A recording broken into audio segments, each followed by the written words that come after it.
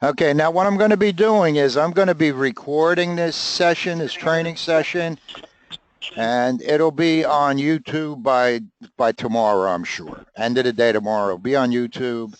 And what I'll do is I'll email the business office staff our YouTube channel, and you'll see a video on there, and it'll be noted Kearny Budget Build Training. Okay, so you'll all be able to see it. So you can go back and see it and get a refresher if you like. Okay, now what I'm going to do is I'm going to mute your end so you guys can talk amongst yourselves. I won't be able to hear you. And then after I get done with the review, then we'll stop for any kind of questions that you may have. So if you have questions, jot them down and we'll go over it when I'm done. Okay? Shouldn't be too long, probably about a half hour, so it won't be a long process. Okay, so I'm going to mute you so I can't hear you at that end. This way you could chit chat if you like, but you'll still, of course, be able to hear me.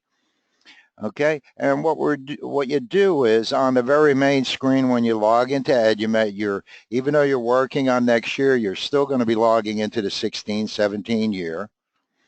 Okay, you're going to go into the database for the client, the users that already do requisitions. You're familiar with that, but what you'll notice is towards the bottom of the list, there's an item that's budget build. Okay, and you're just going to press that button. Okay, and it's going to take you into the budget build module. And in the upper left-hand corner, you'll be able to see that we're actually building the 17-18 budget. Okay, this will be your first year using a budget build module. So you'd only have the 1 year. This is if you wanted to go back to the previous year to see what data you entered or any information. So this would give you ability, like we have quite a few, we can go back and be able to see different years of budget build. And also because this is your first year, you really have to enter everything in, okay? But any subsequent years after this year, we'll be able to copy it over, you know what I mean? So you can just copy over data that you had last year and just change the unit price or the quantity, okay? So you don't have to enter everything every year, just this initial year because we're just starting, okay? And those were the two options. Now, what you're going to be able to see as far as the accounts, you're only going to see accounts that you have access to, okay? You're not going to see the whole budget. You guys do location budgeting. You'll just be able to see your location accounts, okay, on the screen. And we show the account number on the left-hand side, the description to the account. This would be the current year's budget. It'll say 2016-17 budget, and this will show what was budgeted this year for the various lines. The next item, 17-18, is where we're actually going to go in and be able to add information. Okay, it'll show you the difference in dollar amount. It'll show you the difference in percent. Now, any of these items that are shaded out, if you notice the copy to percent, okay, the build next year you won't be able to change. Down at the bottom, you'll see buttons that are shaded out. We have add, delete, receipt build, which you're not going to control file. The more info button, you won't have access to. Okay, everything else you'll be able to do an audit that'll record whatever changes you made if you ever wanted to go look. And of course, the exit button will take you back out. Okay. We also have reports on the top of the screen. I don't know what you're going to have access to as far as budget prep reports. Again, that's something I'll go over with the business office staff. Okay. The way you're going to enter data is whatever account you want to work on. In the box to the right of the account on the requested, all you have to do is click on it, and it's going to come up with another screen. Okay, and this is where you're going to be physically entering the data. Okay, and you're going to have two folders at the top. You're going to have a general folder and what we call a non-salary folder. Okay, the difference is the general folder, you're just going to type in a description to what you're requesting money for, and then put in the requested. The approval is for whoever is going to approve the budget, like the business administrator and so forth. Okay, when you get into the non-salary, then you get involved with quantity. Okay, let's say I wanted to buy 12 math books.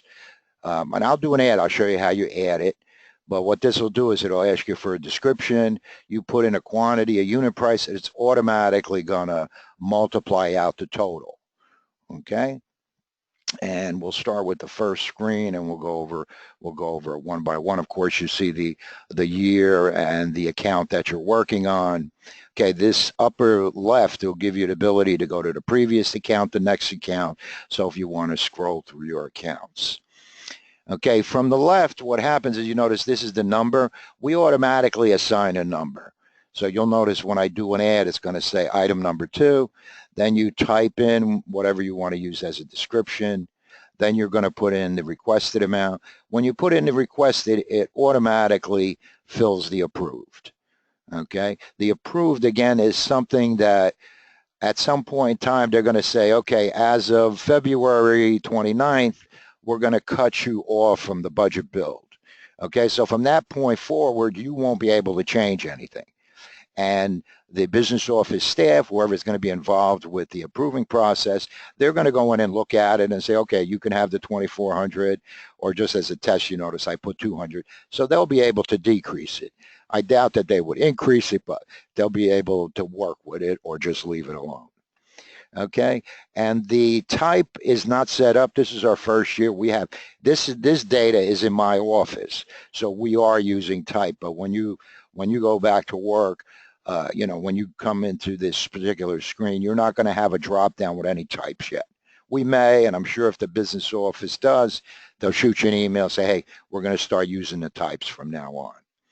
Okay, and it gives you totals. You can put as many items as you want. You notice the scroll bar on the left-hand side. Okay, it'll give you a total. Down at the bottom, we have our buttons. We have our add, delete. We do copy, budget, build. This is what I was talking about as far as being able to copy data from the previous years. Okay, and which we'll review. The load from POs, not too many of our clients use that. That's where you're loading in the information from what you physically spent. So what it does is it adds up all your purchase orders and it posts the amount for all the POs that, you know, that were issued from this year. The find is if you want to bring up another account, it'll come up with a list of your accounts and you'll be able to display it. Okay, and of course, I'm going to go back to that first one. And of course, the audit shows you any changes you made. So if you wanted to look and say, oh, I forgot what this was before, you'll be able to see it in the audit. Okay, so I'm going to start at the bottom. I'm going to start with the ad. All you do is press the add button. And if you notice, it assigned number 2. And let's say we were ordering 8.5. 8.5 by 11, let's say paper. Okay, and you would just type in an amount, you know, you could give it a count. Let's say you wanted to order 15 boxes. Okay, 8.5 by 11, and you would just put whatever the total amount is. Let's say it comes out to $240. Okay, if you notice, it automatically puts it on the approve, and you really wanted to leave it alone. And in my system, it does come up with a list. The type is like a general description. Equipment, salary, school supplies, general supplies. Okay, we're using it in our system. And right now, I'm just going to leave it the way it is. So I'll just cancel out of it. So short and sweet. Now, if you made a mistake and you're going to go back and change what you requested, okay, you also want to change the approved amount. And I don't want to enter anything. Okay, initially it automatically autofills, but if you go back and change it, make sure you change it that they're both the same. This way the approving end of it, because the approved amount is what you're going to be physically getting, not the requested, the approved, whether it's the same or different. Okay, we do have a more info screen, but it just says who entered it, who approved it, referenced by, and then I don't think you're going to be doing anything with department because I think that's all part of your appropriation account, so you don't need to do anything. Okay, and then you could add as many as you want. You know what I mean? If you want to get rid of something or if you want to change something, you just click on it and change the description, change the amount. And again, if you change the amount, make sure you change the approved amount. Okay. Deleting, you just highlight the one. If you try to delete and you don't have it highlighted, it starts from the first one. But all you do is you just highlight the two and you hit delete and it comes up, are you sure you want to delete item 2? Okay, so if you did, you hit yes and it would just disappear. Okay, so you could do some playing around in the beginning just to get a feel for it. Okay, so that's our add and delete. The copy from, most likely you won't have to do this next year because one of the things we introduced this year is being able to copy everything over for everybody. Okay, so when you come in next year, you'd probably be able to see all the information without you having to go through this. This is the way it was before. Now we have the ability where when they build, when the start process and in the budget build for a year would be to copy everything over, the accounts plus all the information, all the detailed information. But if you don't, and you'll be using this, basically says, it says what year do you want to copy from, if you wanted to copy from previous years. You only have access to the 2 folders. We have more folders, but that's more or less the business office function. So you'll notice it'll say yes, yes, and it won't let you change these other ones. If you just wanted to bring general, you could say no to that or vice versa. Okay, but if you do the both, regardless of what's on the folders, it would bring it over. You would hit your execute copy detail, and it would just copy it from that year right into the screen. So after you hit execute, this would clear, and you'd see all the information on the screen. The load from PO, it just basically goes out to that account, and whatever your total POs are, it puts one line, purchase orders for 16-17, and it would give you a total amount, and that would be your requested. Okay, and it says there was no POs out there for me anyway. Okay, we'd have our find by, again, where you look up that particular order. If you're in here and you want to get out, you just hit return, and it'll take you back to the account. Okay, so all you do is click on the line you want to enter data on the requested. Okay, that's our general folder. When we go into our non-salary, the items are on the bottom are exactly the same. Add, delete, the copy from, the find by, the audit, and the return. The top of the screen is the same with the previous and the next.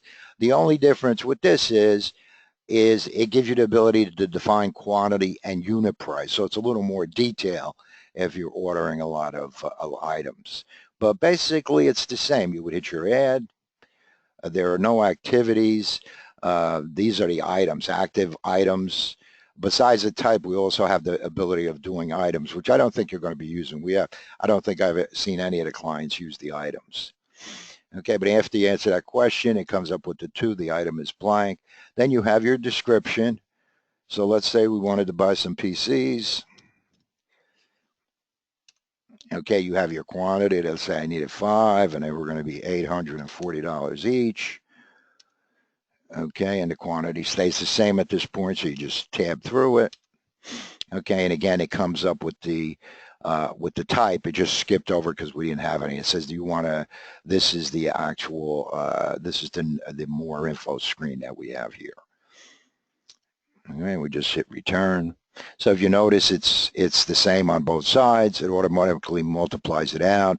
We do have on this screen a notes area.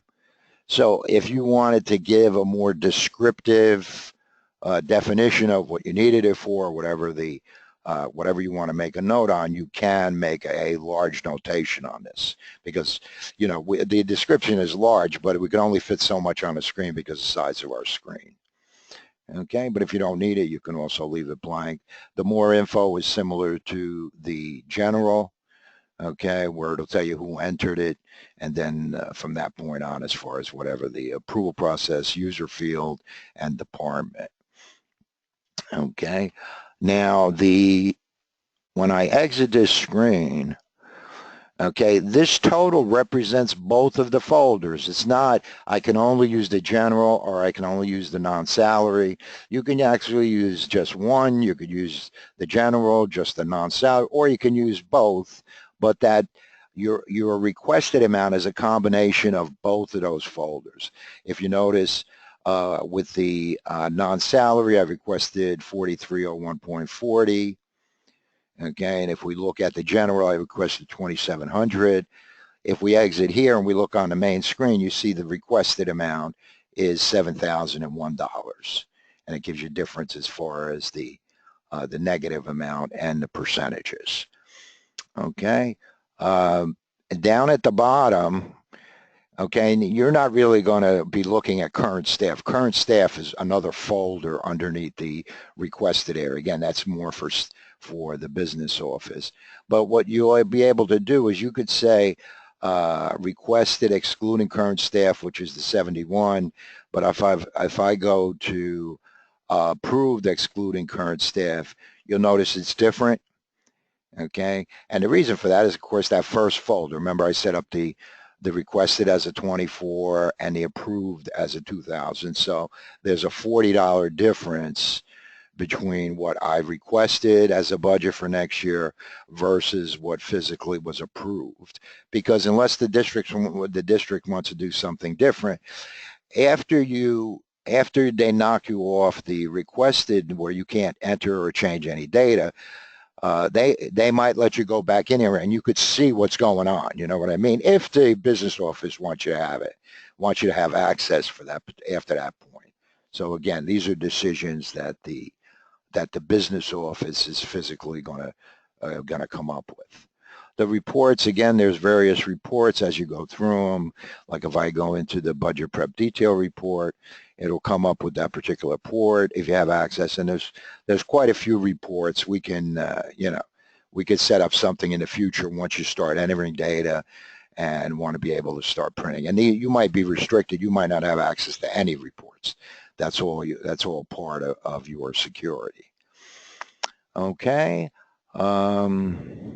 And again, it's pretty basic stuff. You know, we have our audit. You'll notice it'll show me everything that I did during my session for today. So you can always go back and, well, let's say you changed it and you say, oh, I didn't want to change, I want to leave it. You'll be able to go in the audit and have that capability. Okay, there's no updating, just like our rec. Once you entered it and you approved it, you change data, it's automatically saved, so there's no process that has to be done, at any time where you have to say, you have to say saved. Okay. And believe it or not, that was pretty fast. And there really isn't that much. There really isn't that much to it. Now, what I'm going to do now is I'm going to unmute your end. And feel free to funnel any questions through that you may have, because I could hear you at your end now. So, any questions? No.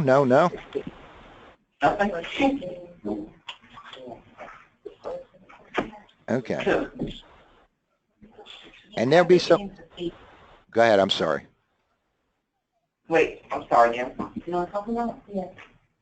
How do they get in just to see their account? Oh, yeah.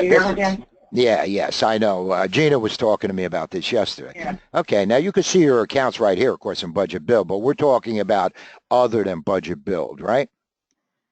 Right. Okay. Now, what I noticed is I just spot checked a couple of people, a couple of users. What I noticed is you don't give them access to accounts and purchase orders. Okay, I've seen that it's just the requisition area. Okay, we do have the ability where you can access your accounts, but it's only view. You can't change anything. Okay, and this is where I see the current year's account. Okay, the 2016, and it shows you the status, what was budgeted, any adjustments, any purchase orders that were charged to that account. There's quite a bit to this screen. So maybe in the future, if you decided that you want to give your users access to this, we'll have another webinar and go over everything. But right from here, you're able to see any transfers any adjustments that were made. There's none on this one. I don't know if I have any on the other one. I don't think I have it on any of them. But this is basically inquire. You can't change anything. You notice anything that says add, delete, any drop downs are all shaded out. And from here, you can see all your purchase orders. Like, I don't believe I don't have one with any POs on it. Now, is that just for their accounts or for the whole budget they can see? No, it's restricted to what accounts they have access to. So if you have me set up as only being able to see my location, well, that's what they're going to see here, whatever their security is. So Whatever. we have to do that. Yes, it's all at Right there on the control side? Okay. yeah, it's all at your end. You know what I mean? Like if I'm a principal at school 15, well, those will be the only accounts that I'll have access to. So when I go do a find, like if you notice, I only have access to a handful as a test. So when I do find account, well, I see more on the screen. Some of these are payroll, which is not included in the budget build. You know what I mean? That's what I see here, but you have the ability of excluding it, of course. So you'll be able to see your accounts. You'll be able to get a history. I don't have data on this. I apologize. You'll be able to see all the purchase orders that are charged to that account, and you'll be able to go to the POs to look at them. Okay, so this is a way of looking at it. And again, you have drop down for reports. So whatever reports you're granted access to, you'll be able to see. So this is viewing the status of your current year's accounts. How much do I have available? That's the main thing, right? How much money do I have available? And this is always current. So if there was a purchase order approved 5 minutes ago, it'll be reflected in this available. And again, we can have another webinar to go over this. One of the other things too, I didn't set it up here, but you could see it in the requisitions, is they give them access to vendors. Okay, and again, when you go to purchase orders, it's view only, and of course, I don't have any at all in here. I don't have any POs, so. But you'll be able to go look at purchase order information. If a vendor calls you about a purchase order and they said, well, I haven't received any payments, you could look here and you could see if a payment has already been printed. So you could say, hey, it's already been processed, it's in transit, or you could see if there's a payment that still hasn't been printed yet. And again, we can go over this. We can go over this in the future in more detail, but this would be the purchase order. And of course, you're familiar with the requisitions, where you enter all your recs, says no pending. And this is the requisition area. And really, like I say, what seems to be pretty much, it seems to be the norm at districts is they also do give them access to vendors. So if they just want to look up vendor information, they can. But again, that's district policy, you know what I mean? Everything else will be shaded out. Like anything that's shaded out, you're not going to go into receipts or online checks or GAP or anything else. This just gives you ability to view your accounts, view the purchase orders, view the vendors if you wanted to. Of course, the requisition is live because you're entering requisitions, and the budget build we went over. You have the budget build process. Then at some point in time, they're going to turn everybody off as far as, hey, nobody can make any changes. It's time for, the business office to go in there, more or less approve everything or make changes. Okay? That pretty much satisfied the question? What's the difference? Looking at your accounts. I'm sorry. What's the difference between? You can see your accounts. I'm sorry, Okay. one at a time, because I know you were, go ahead. I couldn't hear you. What is the difference between the general and the non-salary when? Why would you use? When would you use one instead of the other? Where's that, in the budget build you're talking about? Yeah. Yes. Mm-hmm. Well, it's preference. You could do whatever you want, is what I'm saying. You're talking about the budget build, right? It's confusing. Why don't you just block them out and let them just go into the non-salary accounts? Okay, that's fine. We could do that. This, again, we just started this. So basically you're saying get rid of the general, right? Yeah. I'll show you. Let me show you. I want to change this so you can actually see it. I'm gonna change. Oh, yeah, I'm gonna change mine. This is all security. That's done again. That's done by the actual business office. They're going to want to start doing this. I'm going to change it. So it's basically district preference, whatever you want to do. You know what I mean? So what I'm going to do in here is I'm going to go in there and change my, and I could do that as a mass change, so it's not a problem. So if I bring up mine, I think that's what I used, and I say general is concealed.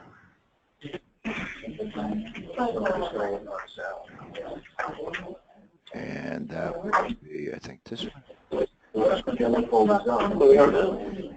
Okay, so if I go back in now and I go into my tab, that's the way you want it to look, right? Yes. Okay, which I could do that after we get done. I can automatically change everybody, so. Okay. So you tell me, you know, shoot me an email. Well, you know that that's what you want. So if you want me to do that, but I'd rather get an email, say, hey, Dan, set everybody up as non-salary. Just want to do a mass change on it. Do it now. Do it now. Do it now. And of course, this is only for remote users. Anything that's done at the business office, you'll have access to change whatever you want. You know what I mean? Because you're going to have salary folders, new staff folders. Like if I go into what they normally do with this is here. No, that's not the right one. Okay, if you notice, if I click on this, see all the folders that are possible. You have general, non-salary, current staff, new staff, staff hourly that you could use at the business office. And program, nobody used program anymore because this was all that, we've been in business 30 years, and before GAP, there was no program code, you know what I mean? Where now with the GAP structure, you have codes that represent programs. So this last one, you'll never use that one. So We have a few questions. Let me get them. Will you first, I guess? Your question? I guess the question that I had, like they can feel the general account, but wouldn't it make more sense as we're building our budgets to leave the general open, because the non-salary, you want specific item quantities and unit pricing and everything. That's what I need. That's how much. Yeah. I need that. And you're not going to see general. You're not going to see the salary account. So no. Somebody. Well, I have a question for you, not for that gentleman, but I do pay the accompanist salary. Excuse me? The accompanist at the high school. Yeah. I pay her salary, so I do a requisition every single month. It's not a salary. You're paying her an amount of money. It's just a cost. It's not a salary. She's not on pay. She getting a paycheck? She does. She gets $38 an hour, so she gets paid per hour. It's in the, wherever salaries are in the budget, we'll take care of salaries. Well, but the thing is, I put the requisition in every month. It doesn't matter. We'll have the. That's not a salary account line, though. But I guess my question is, I'm sorry, I'm not articulating it properly. Will I still have access to still do that? Yes. Yeah. Okay. All right. That's all I wanted to know. Under the non-salary, is there still a $2,000 limit on the unit cost that becomes equipment? Yes. Any item that costs $2,000 or more is equipment. So if you find a computer, it's a supply unless it's a file server to use. Okay. Now, how does that vary? How does that vary under non-salary? You can't put them both in the same, or you put them? I mean, non-salary. No, the equipment is we will give you. You didn't have access to Fund 12. That goes to Fund 12. So just send us that separate. Anybody who wants to buy your budget's totally. Okay. But if they wanted to buy anything, and they're buying computers, it's going through you anyway. Right. Anybody else have a question at this point? Okay. Go ahead, Dan. Okay, I'm basically done. You know what I mean? There really isn't that much. We need. Okay. So we're going to need a few days. We're going to need a few days to set up the security, right? Yes. Barbara. Okay. So we'll let you know by email when you can start on the budget. I'm thinking it's going to be beginning of next week. We got to get going. Right. Sure. We'll work on the security together. We'll work on, one of the things I'm going to ask you is, what do you use for your base budget? Do you use your original budget? Do you use your adjusted budget? No, we're using the adjusted. You got to use the adjusted budget. Right. It's supposed to be after February 1. Yeah, I just loaded some accounts, so if they have access, they'll be able to go look. You know what I mean? I gave them a printout of their budget as of today. Okay. They see the adjusted budget. That's their bottom line for now. I got you. Okay. So you understand the process. So we'll decide at some point soon when the deadline is for you to get me the budget. But the board has to adopt it on March 20th. So then we have to get it from you. We have to figure out the salaries. We have to tear it down or read it up or whatever it is. There's a lot of process going on. But you're the base and you're the first step, so I need yours. It's probably going to be the next couple weeks, next 2 weeks. I need those numbers. I would say by February 1, I want to get this number. But maybe it'll be on